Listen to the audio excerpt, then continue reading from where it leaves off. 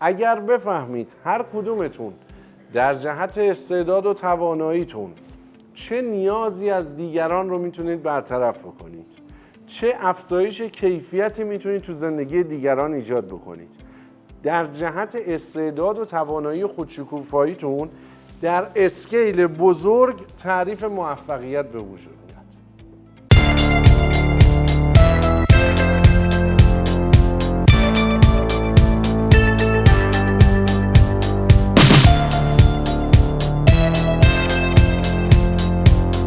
به نام خداوند بخشنده مهربان، سلام عرض میکنم خدمت شما عزیزان دلم. امیدوارم حالتون خوب باشه و از زندگی زیباتون هم لذت ببرید. قانون سوم رو امروز با پرسنل نازنین مجموعه آموزشی رشد در باب قانون طبیعت میخوایم با همدیگه صحبت بکنیم. این قانون در باب نیاز هاست. اشاره میکنه که ما در طبیعت هر گلی، هر گیاهی، هر گلدونی، هر موجود زنده‌ای یک نیازی داره. این نیاز باید برآورده بشه تا بستر رشد مهیا بشه. در ابتدای نوجوانی و جوانی یکی از سوالهایی که ممکنه مخصوصا برای کسانی که دوست دارن سریع به اهدافشون برسن ایجاد بشه این هستش که چشم پوشی از نیازهایی که دارم جهت رسیدن سریعتر به اهداف کار عاقلانه یا نه. یعنی بنده خودم به عنوان یه نوجوان یه سوالی که همیشه در ذهنم بود این بود که من برای اینکه به این امپراتوری خودم بخوام برسم بایستی چشم پوشی بکنم از یک سری از نیازها، از یک سری از خواسته ها، از یک سری از چیزهایی که دوست دارم، یا اینکه نه بایستی موازی با گذر زمان و توجه به اون نیاز بتونم به اون هدفم، به اون خواستم، به اون چیزی که میخوام برسم. وقتی در طبیعت نگاه میکنیم میبینیم چشم پوشی نمیشه کرد اگر رشد میخواد صورت بگیره، ولی کم میشه کرد. یعنی ما میتونیم نیاز آب یک گیاه رو کمتر بکنیم، نیاز نور یک گیاه رو کمتر بکنیم، باز هم زنده است، باز هم رشد میکنه، ولی رشدش چی میشه؟ کمتر میشه. میتونیم نیاز خاکش رو کمتر بکنیم ولی رشدش چی میشه؟ کندتر میشه. حالا یک موقعی هستش که ما یک نیازی رو داریم، یک موقعی هست یک نیازی رو به وجود میاریم. این دو خیلی با هم متفاوته. علت اصلی اکثر بیزینس ها، اکثر کسب و کارها، اکثر خدمات و اکثر کالاها در دنیا برطرف کردن یک نیازی برای یک انسانه. اکثر رشته های تحصیلی در پی این هستن که یک نیازی رو برطرف کنن. ما در رشته حسابداری در پی برطرف کردن نیاز اطلاعاتی افراد جهت تصمیم گیری اقتصادی هستیم. در رشته پزشکی دنبال این هستن که طبابت بکنن و در واقع نیاز جسمی اون فرد رو برطرف. رستوران در پی اینه که نیاز غذای ما رو برطرف کنه. باشگاه‌های ورزشی در پی این هستن که نیاز جسمی ما رو پیرو متحرک بودن و فعال بودن و اکتیو بودن برطرف کنن. خیلی از چیزهایی که در حال حاضر بهشون نیاز داریم در گذشته نیاز نداشتیم. با توجه به رشد و توسعه تکنولوژی نیازمند شدیم. اینکه ما در شبکه مجازی قسمتی از زندگیمون رو بذاریم نیاز داشتیم، الان نیازمند شدیم، نیازه به وجود اومده. حالا بعضی وقتا این نیازی که به وجود میاد بستر رشد مهیا میکنه، بعضی وقتا یک نیازی رو نداریم خودمون درستش میکنیم بستر افت رو در ما به وجود میاره. یعنی باعث آسیب دیدن به ما میشه، باعث پسرفت میشه، باعث میشه رشد ما چی بشه؟ کندتر بشه. بنابراین دقت بکنید به تمام کالاها و تمام خدماتی که در دنیا عرضه میشه لزوما نیاز درستی برطرف نمیشه. لزوما همه به اون چیز نیاز ندارن. لزوما نیازمند شدن ما به اون مطلب، به اون اتفاق منجر به رشد ما نمیشه، بلکه میتونه جلوی رشد ما رو هم بگیره. اما قانون طبیعته که هر گلی، هر گیاهی باید توجه بشه به نیازهاش. نیازها در مرحله اول عامل حیاتی هستند، در مرحله دوم بستر رشدن. بنابراین ما نمیتونیم بگیم که آقا ما بریم پس مرتاض هندی بشیم، این نیازها رو در خودمون بکشیم. این اصلا در طبیعت دیده. پس با عقل من خسروانی روانی موانی نچسبونی به ما، جور در نمیاد. این که من بیام یک نیازی رو که در طبیعت انسانه، در طبیعت خلقته، این رو بیام برم از بینش ببرم، این موازی با قانون طبیعت نیست. این با فلسفه وجودی من نمیخونه. حالا جالبه، ما یک گلی نیاز به یک میزان آبی داره، ما آب رو زیادی بهش میدیم، چی میشه؟ آفرین، آب گلالود از زیرش میاد، هم مکافات رو برای خودمون درست میکنه، هم مکافات رو برای نابودی اون گل به وجود میاره. بهش میگن چی؟ میگه محبت که از حد بگذرد نادان خیال بد کنند. شما محبت زیادی که بکنید، هم طرف رو نابود میکنید، هم خودتون رو نابود میکنید. و الحمدلله مصداقش رو در همین شرکت ما زیاد داریم. درسته؟ این میشه قانون طبیعت. یعنی من یه گل به میزان 1 لیوان آب نیاز داره، میام یه پارچ آب میریزم روش، بگم بذار محبت کنم بهش. این محبت زیادی چی میشه؟ باعث میشه که هم خودم خراب بشم، هم اون خراب بشه. پس محبت یه حدی داره. هر کسی بر اساس ظرفیتی که اون چیز داره باید بهش محبت بشه، نه ظرفیت خودمون. در نگاه به قانون زندگی، در نگاه کوچک، در نگاه بزرگ چی میگه؟ بارون وقتی میاد توجه میکنه که هر گیاهی چقدر آب نیاز داره؟ بارون میاد میباره، نگاه نمیکنه کاسه کی چقدر داره. پس دقت بکنید، تو اسکیل کوچیک داریم نگاه میکنیم یا تو اسکیل بزرگ داریم نگاه میکنیم.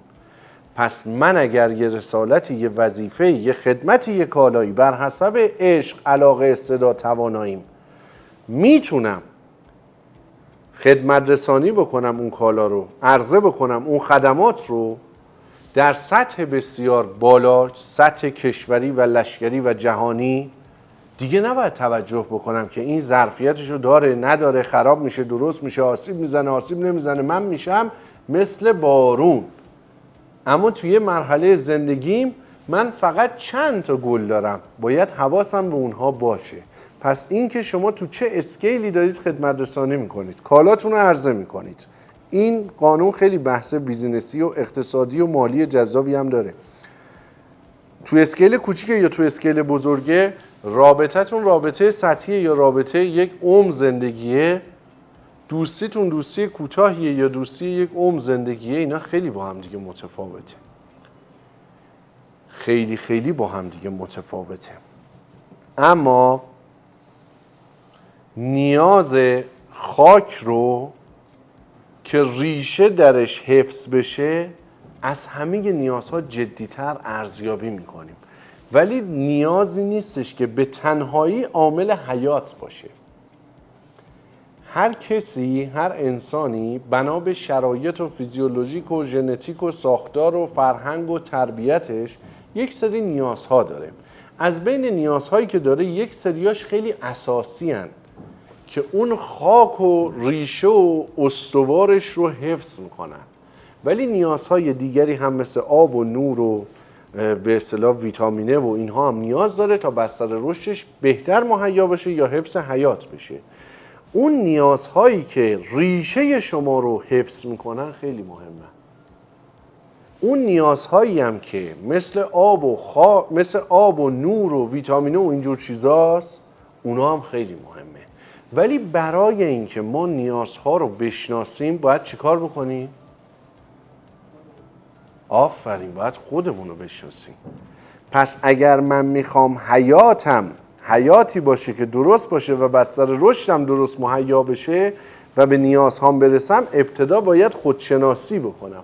من وقتی خودم رو بشناسم متوجه میشم نیازم چقدر داره. چون نمیتونی بگی همه لیوانا، همه گلا هر کدوم یه لیوان آب نیاز دارن. هر کسی یک میزان خواب نیاز داره، یک میزان ورزش نیاز داره، مطالعه نیاز داره، مهر نیاز داره، محبت، عطوفت، انسانیت، مهربانی و لاب لاب لاب لاب لاب. نیاز افراد تو هر حوزه‌ای با همدیگه متفاوته. هر کسی خودش بایستی نیاز خودش رو بشناسه، خودشناسی بکنه، شدتش رو بشناسه، اهمیتش رو بشناسه، چقدر تاثیرگذاره تو روحیاتش، تو حالاتش، تو شخصیتش، توی جسمش، توی ذهنش، رو روحش، رو همه چیش. این توسط هر فرده و باز برمیگردیم به قوانین قبلی. قیاس اینجا هم صادقه. نباید من بگم من به آب بیشتری نیاز دارم بنا به ذاتم، او نیاز به آب کمتری داره، من بیام نیازمو مثل اون کم میکنم، یا منم مثل اون اینقدر مثلا خواب میخوام، اون چرا 12 ساعت میخوابه من چرا 6 ساعت، منم برم 12 ساعت بخوابم. قیاس اینجا هم صادقه که چیه؟ اشتباهه. اما این که چه نیازی داشتیم و این که چه خواسته ای داشتیم و بالاتر از نیازمون رفتیم در طول مسیر زندگی خیلی مهمه. یکی از اتفاقاتی که در علم زیبای روانشناسی افتاده سطوح تعریف کردن نیازهای انسانه. توسط کی مطرح شد مثلثش؟ آفرین. اون نیاز آخرین مرحله چیه؟ استعدادها، خودشکوفایی. ساده ترین نیاز چیه؟ غذا و حیات و مسکن و جالبه. ملک مصرفی رو توی اقتصاد توصیه میکنن اولین هدف برنامه مالیتون خرید ملک مصرفی باشه، چون اولین بیس نیاز چیده میشه. وقتی مثلث مازلو رو نگاه میکنید شما، اون نیازهایی که در واقع اساسی هستن ارزششون بیشتر از نیازهایی که اتفاقا بزرگتر هستن. داشتن ملک مصرفی تو دنیای اقتصاد و مالی اولین توصیه ماست. یعنی هر کسی تو دوره مسجد سبساز اومده پرسشنامه نسخه مالی میفرسته، میگه دکتر جان نسخه مالی رو بده، میگم محرمم خیالت راحت، بفرست سی تی اسکن رو ببینم چه وضعیتی داری. میگم اولین هدف این باشه که چیکار کنی؟ ملک مصرفیت رو بگیری، ماشین مصرفیت رو بگیری، بعد بیای سطح نیازت رو تو همین حد حفظ بکنی، مازادش رو سرمایه گذاری بکنی، قناعت بکنی به همین حد نیاز کفایت بکنه، بیای سرمایه گذاری بکنی، درآمد ایجاد بکنی و جریانات نقدینگی ایجاد بکنی. یعنی فلسفه سیستم معاملاتی FIS، فلسفه دید اقتصادی، منش و بنیه فکری اقتصادی و شم اقتصادی از همینجا نشأت میگیره که ما ابتدا نیازهای اساسی رو برطرف بکنیم، خط حرص و طمع رو مشخص بکنیم. حالا چون دیگه خط حرص و طمعمون مشخصه و نیازهامون برآورده شده، میریم دنبال نیازهای اساسی تر، خودشکوفایی، خودشناسی، استعدادهامون، علایقمون. میتونیم به مراحل بالای مثلث مازلو برسیم. ولی اگر خط حرص و طمع معلوم نباشه، اون نیازه سقفش معلوم نباشه، حدش معلوم نباشه، میبینیم عمر رو گذران کردیم، به چی رسیدیم؟ آفرین، به یه خونه، به یه ماشین. هی خونه رو بهتر کردیم، هی ماشین رو بهتر کردیم، هی خونه رو بهتر کردیم، هی ماشین رو بهتر کردیم. ما در سطح نیازهای مازلو همون در سطوح ابتداییه گیر کردیم. استدلال غیر منطقی نکنید پس ما باید ساده زیستی کنیم، نباید خونه بخوایم، نباید. نه، هر کی سطحش رو خودش میدونه. مطلب مهم بعدی، نیاز و محبت کردن، رفع نیاز. اگر زیادی باشه خراب کردنه، اگر به اندازه باشه تعریف یک چیز تو دنیا به وجود میاد. اون چیز چیه؟ نه، تعادل. درسته؟ تعادل رو حفظ بکنیم به چی میرسیم؟ آرامش. آرامش هم تا حدودی درسته. به چی میرسیم؟ به لذت میرسیم. تعریف لذت تو حفظ تعادل و ایجاد یک بالانسیه بین نیاز و رفعش. هر چیزی رو که افراط بکنید لذتش از بین میره، هر چیزی رو که برطرفش نکنید به جای لذت بردن چی به وجود میاد؟ رنجش، حسرتش، ناراحتیش. چرا؟ چون نیاز مهمه. حالا اینجا دوباره هر کسی میاد سطح یه سری نیازها رو درست میکنه و یه سری سطوح براش تعیین میکنه. حالا یه خاطره جالب براتون بگم. یک روزی من رفته بودم پیش داییم، ایشون قاضی هستش در یه سری از این مراکزی که به اصطلاح قضاوت و اینها میکنه. حالا نمیگم کجاست، بنده خدا از کار موکول نشه. شوخی میکنه، مثل خودم شوخ طبعه. گفتم دایی جان شما اینجا چیکار دارید میکنید دقیقاً؟ گفت دایی جان ما اینجا یه مشکل درست میکنیم، خودمونم حل میکنیم. در دانشگاه مقطع ارشد کم کم بچه‌ها با این مفهوم آشنا میشن، میرن پیش استاد راهنما، میگن استاد ما می‌خوایم تحقیق بکنیم، ما چیکار بایستی بکنیم؟ میگه تو باید بری یه مشکلی رو پیدا کنی، حلش کنی. تو دوره دکترا خودت یه مشکل رو ایجاد میکنی، حلش میکنی، نیاز ایجاد میکنی، نیاز رو حل میکنی. اگر بفهمید هر کدومتون در جهت استعداد و تواناییتون چه نیازی از دیگران رو میتونید برطرف بکنید، چه افزایش کیفیتی میتونید تو زندگی دیگران ایجاد بکنید، در جهت استعداد و توانایی خودشکوفاییتون در اسکیل بزرگ تعریف موفقیت به وجود میاد. چی شد موفقیت؟ موفقیت یعنی برطرف کردن نیاز دیگران یا افزایش کیفیت زندگی دیگران در جهت استعداد و توانایی خودم در اسکیل بالا، در مقیاس بالا، میشه موفقیت.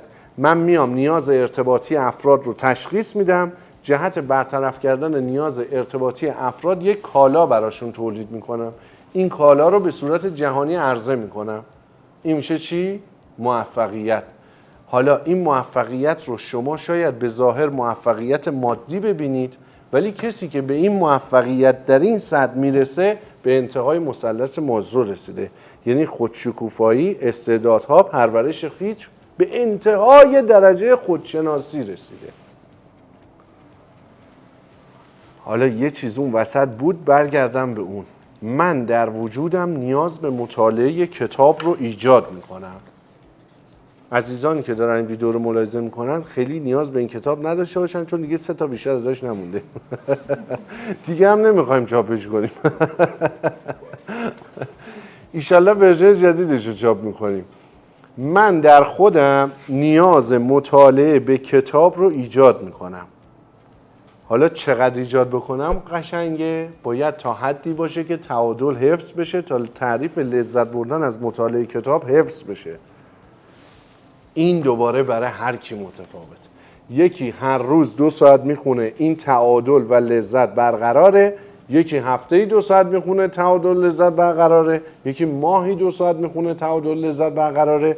پس لذت مطالعه کتاب میزانی که این رو تعریف میکنه در قالب نیاز برای هر کسی متفاوته، ولی این یک نیازیه که ما باید برای خودمون تعریف بکنیم. یعنی چی کتاب میخونیم؟ یعنی دیگران رو میشناسیم، یعنی تجربهمون زیاد میشه، آگاهیمون زیاد میشه، پخته میشیم، یاد میگیریم که چی کار بایستی انجام بدیم، متوجه میشیم از یک دریچه دیگری هم به زندگی نگاه کنیم، متوجه میشیم به جای مسیر سخت یادگیری مسیر راحت‌تر انتقال دانش و آگاهی و استفاده کردن از تجارب دیگران رو تجربه بکنیم. من یاد میگیرم که به جای نیاز ورزش فوتبال، ورزش خیلی پرتحرک شطرنج رو انجام بدم. بنده خدا اینا که شطرنج بازی میکنن. این نیاز رو در خودم درست کردم، حدش رو درست میکنم. تعادل خطیه که من نیازش رو به وجود آوردم، برطرفش میکنم و لذت میبرم. هنر زندگی در اینه که شما تعادل رو در تمام ابعاد زندگیتون برقرار بکنید، نیازها و خواسته های خیلی قشنگی رو برای خودتون برطرف بکنید و دقیقاً به همشون برسید، چه در بعد جسمی، چه در بعد ذهنی، چه در بعد مثلث مازلو، جهت رسیدن به خودشکوفایی و انتهای مثلث. دائم لذت ببرید، خوشحال باشید، کیف بکنید، بستر حیاتتون رو مهیا بکنید، بستر رشدتون رو مهیا بکنید و دقیقاً مطابق قانون طبیعت زندگی رو ادامه بدید. دقیقاً مثل تمام موجودات زندگی، مگه مرده هم داریم، زندگی بکنیم، کیف بکنیم و لذت ببریم. بنابراین ما با شناخت خودمون، با شناخت طرف مقابلمون و اینکه آیا شرایط نگهداریش رو داریم، شرایط برطرف کردن نیازش رو داریم، می توانیم انتخاب‌های اصلح و درستی انجام بدیم. کبوتر با کبوتر، باز با باز کند پرواز. در بحث زیبا و شیرین ازدواج این بسیار مهمه. این که من توانایی این رو دارم، نیازها، خواسته ها و اون چیزی که از زندگی میخواد رو براش برطرف کنم. من میتونم شرایطی رو برای این فرد مهیا بکنم تا این فرد که میخواد در کنار من عمرش رو عبث و به بطالت بگذرونه، به اون خواسته های خودش هم اگر احیانا تونست برسه. این که من بیام سرکوب بکنم که من با این مخالفم، اینو بی خود نیاز داری، اینو اجازه نمیدم، اینو بی خود علاقه داری، در ابتدا و در کوتاه مدت ممکنه جواب بده، ولی تو بلند مدت شک نکنید که جواب نمیده. پس من اگر اومدم با فرشاد خواستم ازدواج بکنم، نعوذ بالله من الشیطان الرجیم، فرشاد از همه نزدیکتر بود، نگران نباشید. باید بگم که آقا فرشاد جان شما به چی علاقه داری؟ میگه آقا من نیاز به ورزش دارم، نیاز به دیدن صله رحم دارم، خانوادم، فامیلم، دوستم، من اهل کتاب خواندنم، اهل ورزش کردنم، سفر کردنم، کار کردنم. بگم دوست ندارم ورزش کنی، دوست ندارم اینجا بری سر کار، اصلا دوست ندارم کار بکنی، دوست ندارم. دقیقاً نقیضش متاسفانه در قالب فرهنگه. آیا اجازه کار کردن رو بهش میدهید؟ یه سوال فلسفی خیلی خوب. اگر ندهی یعنی نمیذاری اون نیازش، اون خواستش، اون چیزی که باعث میشه حیاتش و رشدش مهیا بشه رو براش ایجاد بکنی. ممکنه بر حسب علاقه در کوتاه مدت بپذیره، احترام بذاره به خواسته طرفش، ولی شک نکنید که تو بلند مدت چون مخالف قانون طبیعته، شما دارید حیات اون فرد رو تحت تاثیر قرار میدید، بستر رشدش رو دارید تحت تاثیر قرار میدید. زندگی که در ازدواج صورت میگیره چقدر قشنگی که این کبوتر با کبوتر با همدیگه رشد بکنن. بنابراین ما اگر جلوی رشد یکی رو بگیریم یکی دیگه رشد بکنه، بعد از یه مدتی هم این از اون بدش میاد، هم اون از این بدش میاد. علت عمده طلاقات در طی 5 سال همینه، چون مخالفت هایی که صورت میگیره پیرو نیازها و خواسته هایی که اون فرد داره و لذتی که میتونه کسب بکنه و زندگی که برای خودش تعریف کرده رو دائما از اون فرد در قالب محدودیت هایی که به ظاهر بر حسب علاقه زیاد اعمال شده داره میگیره. این کارو نمی کنی، این کارو نمی کنی، این کارو انجام نمیدی. اینم دوستش داره، اولشه، قشنگه، میره تو زندگی. 5 سال انسان نشون میده. حالا ممکنه یه گیاه در عرض 3 ماه خانم شفیعی تونست خشکش بکنه، ولی یک انسان در عرض 5 سال خشک میشه.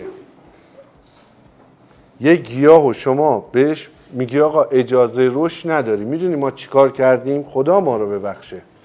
گیاهی که داشت رشد پیدا میکرد و دقیقاً توی قفسه‌ای گذاشتیم که سقف رشدش بسته شد. این بچه شروع کرد از جاهای دیگه رشد کردن. مگه شما جلوی رشد رو میتونی بگیری؟ نمیتونی بگیری که. ما دقیقاً گذاشتیم بین 2 تا قفسه که سقف رشد گیاه بسته شد. شروع کرد از جاهای دیگه به رشد کردن. دیدیم چقدر زشت شد. شروع کردیم هرسش کردیم. نگذاشتیم رشد عمودی بکنه، نگذاشتیم رشد افقی بکنه. گفت عجب آدمای بی‌لیاقتی هستید. من اگه اجازه بدید از این دنیا میرم. آریگاتو گذای ماشتا. هاراگیری کرد رفت. تازه جالبیش اینه با این همه محدودیت ها، آب کمتر، پرده هم کشیدیم نور کمتر، آقای امینی هم دیگه نگفتیم بهش آب بده، خوش شد. حالا میخندید، ولی دقیقاً همین کار رو انسان‌ها با انسان‌ها میکنن و خودش میشه بزرگترین معضل زندگی. قبول نداری؟ همینه دیگه. میره میگه آقا تو اجازه نداری درس تو ادامه بدی، دانشگاه که نمیذارم بری، کار که نمیذارم بکنی. ببین من دارم نامحسوس فمینیست بودن خودم رو از همین تریبون اعلام میکنم. ما رو نچسبونید باز به گروهی ها. من اصلا اطلاع ندارم این گروه ها چیه. قانون طبیعت رو داریم میگیم. زندگی دیگه. این کاری که ما با این گلدون کردیم با هر آدمی کرده بودیم، گلدونه تو 2 ماه، آدمه تو 5 سال نابود. درس بگیریم از طبیعت. حالا این گلدون قشنگیش اینه با عدم ادامه زندگیش، درست بود جمله، به ما چه درسی داد؟ به ما چه درسی داد و ما باید یاد بگیریم که آقا من نسبت به محیط باید توجه بکنم، نسبت به چیزهایی که فقط تحصیل یک چیز نیست. علت اینکه افراد به یک سری چیزها میرسن ولی اون چیزها رو نمیتونن نگه دارن همینه. خرید یک گلدان گل راحته اما نگهداریش راحته. خرید یک ماشین عالی راحته اما نگهداریش راحته. پیدا کردن یک استاد خوب راحته اما شاگردی کردن راحته. ازدواج کردن راحته اما عاشقانه زندگی کردن راحته. اینا رو بنویس آخرش بذار پرویز خسروانی.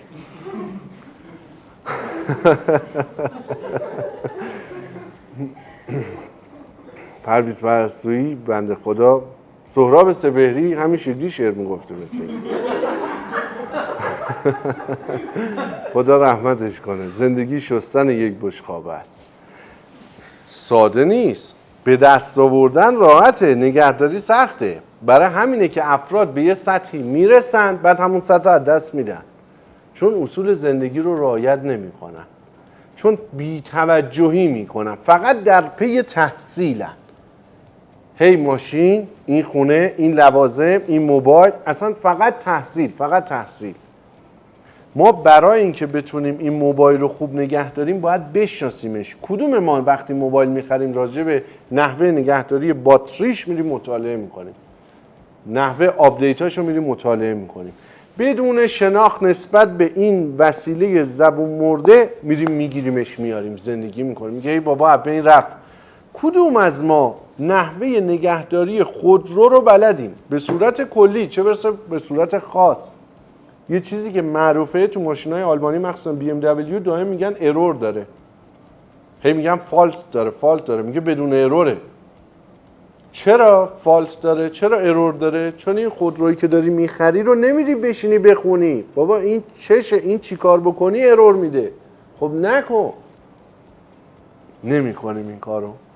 بی ام و میگیریم نابودش میکنیم بعد میگیم بی ام دبلیو خرج داره و به درد نمیخوره. بابا این شناختش رو انجام ندادی. باید این نگهداریش سخت بود. نگهداری یکی دیگه راحت تره، نگهداری یکی دیگه سخت تره، نیاز یکی دیگه بیشتره، نیاز یکی دیگه کمتره. شما اگر آدم سیب زمینی هستی با آدم احساسی نباید ازدواج بکنی. اون میاد تو خونه میبینه چراغا خاموشه، شمع روشنه، میگه برق رفته. این بیچاره میکنه اونو، اصلا نمیتونه بفهمتش. اون نیاز به مهر داره، محبت داره، عطوفت داره، مهربانی داره، نیاز به صحبت داره، گل بگه گل بشنوه، گل بچینه، گل هدیه بده. اون که اصلا این چیزا تعریف نشده تو دنیا.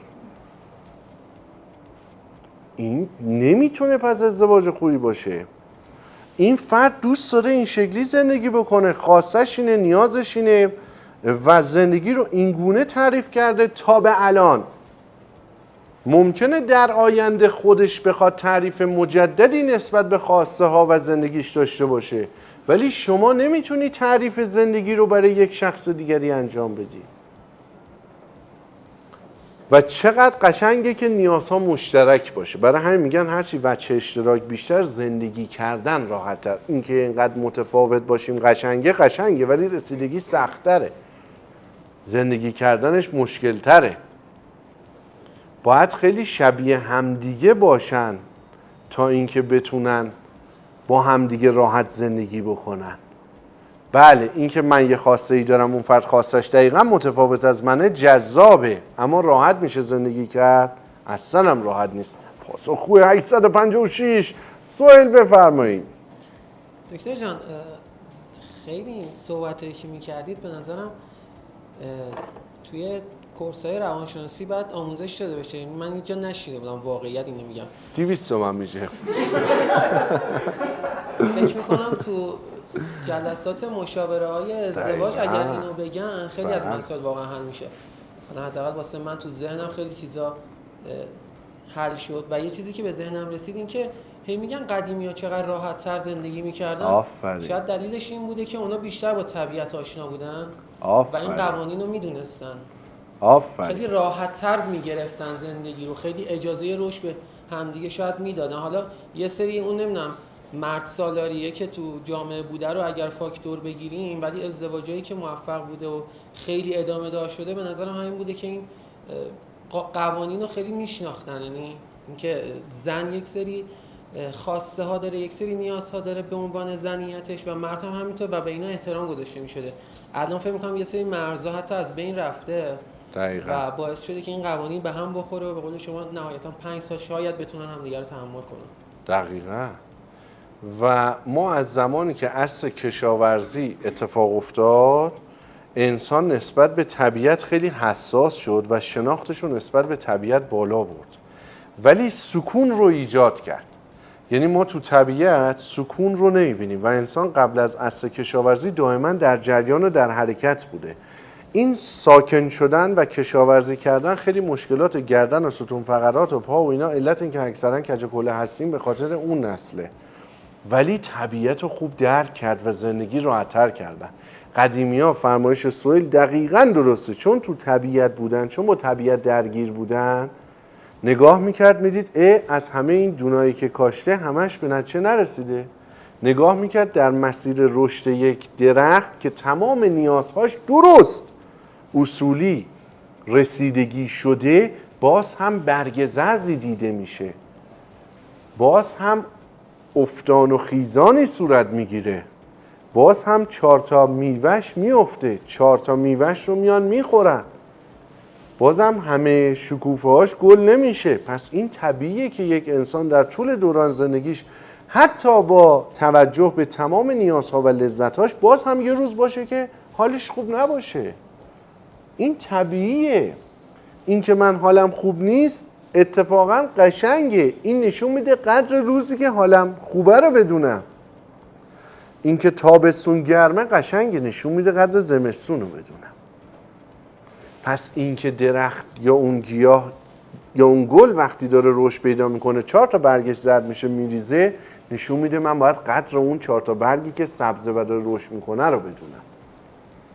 تو ازدواج هم همینه، باید درک بکنیم، باید دائم به هم نزدیک باشیم، با هم رشد بکنیم، باید به نیازهای همدیگه توجه بکنیم و ببینیم آیا میتونیم برطرف بکنیم یا نه، آیا ما اون آدمه هستیم یا نه. این گله خیلی زیباست، این گله خیلی قشنگه، ولی آیا در شرکت ما میتواند زنده بماند؟ محال است.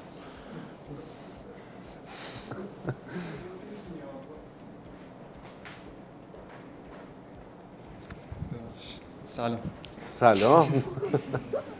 یک سری نیازها هستن انسان بدیهیه که داشته باشدشون از آفرین. سطوح اول موضوع. دقیقاً. مثلا یک خانواده خوب یه نیاز اولیه انسانه.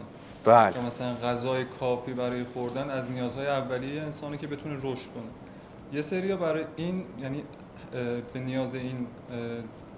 به این نیاز نرسیدن از اولش. بله. و آسیب این رو در طولانی مدت میبینن تا آخر بله. عمر شاید. میخواستم ببینم که این چه تأثیری داره توی روند زندگی. یعنی یه سریا با کم و کسری در واقع بزرگ میشن. بله. چجوری این نیاز رو برطرفش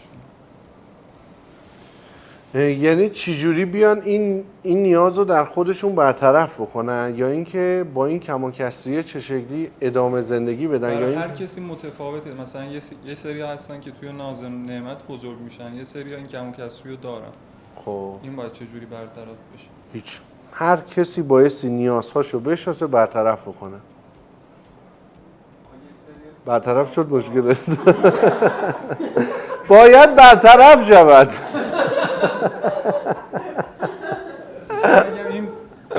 خلاصه این تعادله یه سری برای یه سریا هستش، برای یه سریا نیستش. گذشته اصلا مهم نیست چی بوده امیر. گذشته اصلا و ابدا مهم نیستش. الان یه قانون داریم، من نمیخوام از این قانون خارج شم. ما یه قانون داریم در ادامه به بحث زمان میپردازیم که اتفاقا یه دونه ریلز کوتاه هم گرفتیم که لایک و شیر و کامنتش کم بود باز. اون راجع به همینه که ما به عنوان اشرف مخلوقات توانایی رو داریم تو گذر زمان بچرخیم گذشته و حال، ولی هیچ موجودی رو شما تو طبیعت پیدا نمی‌کنی یا تو گذشتهش بمونه یا تو آیندهش باشه، فقط حال. در این که من در گذشته در ناز و نعمت بودم یا اینکه در ناز و نعمت نبودم و سختی کشیدم هیچ مهم نیست. مهم اینه که در حال حاضر تغییر کردم، بستر نیازها رو فراهم می‌کنم به میزان منطقی و درستش، در همون حد برطرف می‌کنم، میرم تو سطح بعدی. خیلی از انسان‌ها هستن در سطح همون نیازهای اولیه مازلو متاسفانه موندن و این وظیفه همه ماست به عنوان انسان که بستری رو کره زمین مهیا بکنیم که دغدغه فکری تو سطوح اولیه نیازها کلا وجود نداشته باشه. و این یکی از کارهای قشنگیه که تو هر کشوری باید انجام بشه. ولی برای اینکه طرف به خودشکوفایی برسه باز هم تلاش میکنیم در سطح همه انسان‌ها و دانشگاه و کشورها و در سطح کشوری و لشکری و بین‌المللی، ولی باز توسط خود اون فرد به اون مرحله میرسه. چیزی که خیلی مهمه اینجا ازش درس بگیریم اینه که نیاز خوردن، پوشاک، امنیت، خانواده، سقف بالای سر، همه اینا مهمه، ولی از اینا مهمتر نیاز خودشکوفاییه. هدف اصلی انسان خودشکوفاییه و جالبه اکثر کسانی که به موفقیت‌های بزرگ رسیدن یاد گرفتن تو سطح خیلی پایین نیازهاشون رو برطرف کنن و خیلی اینجور چیزا در سطح اهمیتشون نیست. اینکه حالا غذا چی میخوره، پوشاک چی میپوشه، کجا زندگی میکنه، چه لوازم خونه‌ای داره، اینا خیلی براش مهم نیست. اون فکره، اون تفکره، اون چیزی که خلق میکنه که بتونه یه همچین چیزی رو خلق بکنه، بتونه یه همچین اثر هنری رو خلق بکنه، بتونه یه وسیله رو خلق بکنه که بزنه ببینه من تازه شما رو دیدم. این میشه هدف اصلیش، این میشه تمام هم و غم زندگیش. در چه دیگه خوردنه خیلی مهم نیست. من خیلی وقتا خودم اینجا آقای امینی نازنین هم مثلا میگه آقا غذا بخوریم یا نه، میگم آقا ولش کن، این الان موضوعی که تو ذهن منه اینه که بپره خیلی بده، بذار برم اول اینو تولید بکنم بعد. در چه خیلی در سطح لباس و پوشاک و اینها نیستم، حداقل شما که خوب میدونید. خوبی آموزش مجازی همینه. اینه که اینا اصلا مهم نیست، ولی اینکه بگیم خیلی خوب ما در دوران کودکی خیلی سختی کشیدیم، مشکلات به اصطلاح تامین نیازهای اولیه‌مون سخت بوده، حالا به شرایطی رسیدیم که به راحتی میتونیم اونا رو برطرف کنیم و میخوایم طوری زندگی بکنیم که دیگه اون تجربه رو نداشته باشیم، ترس داریم از اون قضیه، یا بخوایم اصلا افراد بکنیم، فرافکنی بکنیم که این رو در قالب یه لذت تعریف بکنیم که ما بر گذشتمون غلبه کردیم، کار بسیار بسیار اشتباهی، یعنی چرخه عبث و بیهوده‌ایه. از همه شما نازنینان سپاسگزارم، شما رو به پروردگار مهربان می سپارم. امیدوارم از مشاهده این ویدئوی آموزشی لذت برده باشید، تفکر کنید، تعمق کنید و بنویسید، دل دریا رو بنویسید. بهترینا رو آرزومندم، عزیزمید. خداوند مهربان یار و یاورتون. خداحافظ.